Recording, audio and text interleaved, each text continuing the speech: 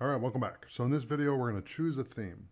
So if I click on choose a theme, okay, Atom comes with pre-installed themes. Let's try a few. You can also install themes created by Atom Community. To install new themes, click on the plus, install, and switch the toggle to themes, okay? So I'm going to click on open the theme picker, okay?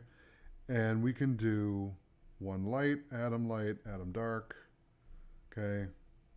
And actually I'm going to do one dark because I like the dark theme. We can do Atom dark. We can do solarized dark.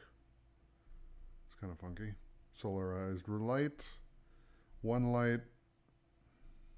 dark, base 16 tomorrow dark, okay.